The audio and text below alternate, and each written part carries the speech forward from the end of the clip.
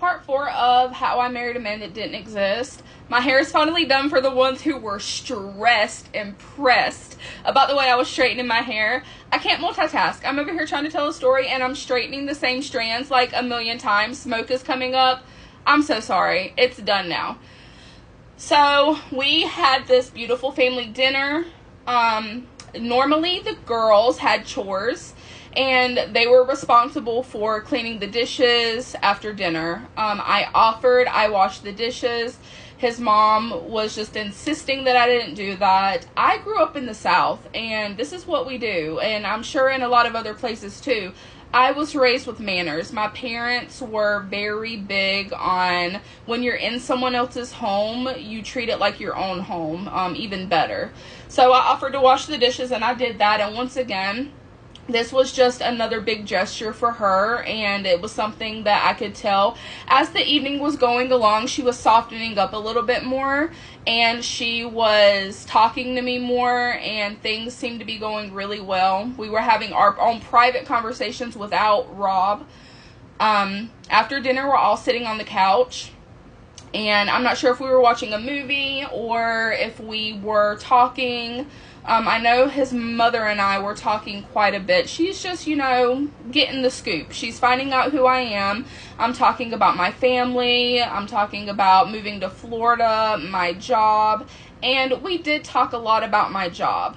Obviously, there is a strong connection here with my career and the things that have been going on in this family. The mother's passing, the children's mother's passing, and Rob's addiction, the mother's addiction, his mother's dealing with all of this. So we were able to connect a lot over that. And I told her a little bit about my story and why I decided to work in addiction in the first place. And this is something Rob and I had talked about in depth in the beginning. And I know I might be rambling in these very first few videos about one event, one day that happened. What I'm trying to do is a lot of character development here, so you get a really good picture of how I felt about these people in the beginning and who they presented to me that they were, and how comfortable I felt. So my sister is an addict. She has been in active addiction for over 20 years. When I was 21 years old, I helped raise my 2 nieces and my nephew. My sister's addiction deeply affected my life, and I had the kids until I moved to Florida, so that was about 5 years. And at some point, I was a single parent of my niece and my nephew, the twins. And I dropped out of college, and I quit a job that I loved because I needed to support them. So there was a lot that I missed out on in my early 20s because I was being a mom. And if I had to go back, I'd do it all over again. But it was just very difficult for me. And without getting into a whole lot of my sister's story and mine, because that is not what this is about, I'm just going to say that her addiction and watching that for so many years profoundly affected me, and it caused me a great deal of pain and trauma that I had to work very hard to heal from and to work through. To first of all be a functioning person, and to second of all work in the field of addiction. I would have never been able to do that had I not done the work on myself to heal the wounds I had from my sister's addiction. With that being said, he knew the entire story. Because I felt it was relevant to tell him that, given his past and given that his wife passed away from an overdose. So we talked a lot about that, and then it came time, it was getting a little later. Let me backtrack. I'm under the impression at this point that his mother, let's call her Emily, owned this house that he bought for her. I then was told that she had roommates living with her because they were in a tough situation and she wanted to help them out. They had 2 young children, and the children lived there as well. This was a bigger house. So The woman that lived there with her boyfriend were really old friends of the family. This is not just random people. This is a couple that this family has known for a long time. And then I come to find out a little later on that the woman is actually an ex of Rob's.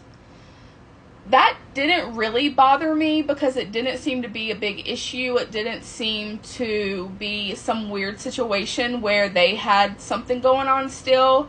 From everything I gather, he did not like her. And she did not like him, and they feuded a lot. Feuded, is that a word? They fought a lot. So when it came time to kind of wind down for the night, the question of where we were going to sleep came into play. So the couple and the 2 children happened not to be there that night, so we stayed in the spare bedroom where her 2 children slept. Mind you, this is Emily's house, and she told us that we could stay in that room. Nobody was in there. So before we went to bed, we decided to take a shower. And at this point, we talked about the drug test. So I went and I got one out of my car because I traveled with them for work.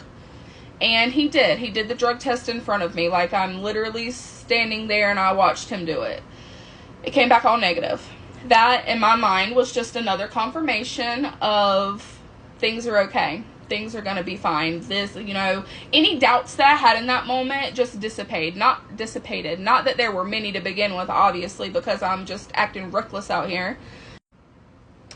So we end up winding down. We go into the spare bedroom.